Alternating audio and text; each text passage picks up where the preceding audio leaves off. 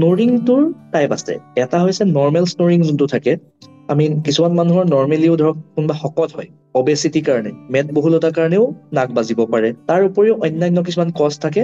এটা কজ হৈছে মই ক'ম এনাটমিকেল ডিফৰ্মিটি, মানে আমাৰ নাকৰ শব্দ হোৱাটো, নাকৰ যদি আমাৰ হাড়ডাল বেকা থাকে বা যোনটো ফুটা থাকে সেইটো বেকা হোৱাৰ কাৰণে নেৰো হৈ গৈছে, বা ভিতৰত আপোনাৰ মাংস বাঢ়ি আছে বা ডিঙিত টনচিল বাঢ়ি আছে, তেতিয়াও নাক বাজিব পাৰে। আৰু এটা এন্টিটি আছে, সেইটো অলপ dangerous, that is call OSA, O mean obstructive, S mean sleep, A মানে এপনিয়া। এইকেইটা হৈছে টাইপ। আৰু বুজি মেইনলি আমি নাকৰ শব্দ হোৱাটোকে, কিন্তু অন্যান্য কিছুমান চিমটমছো আছে লগত।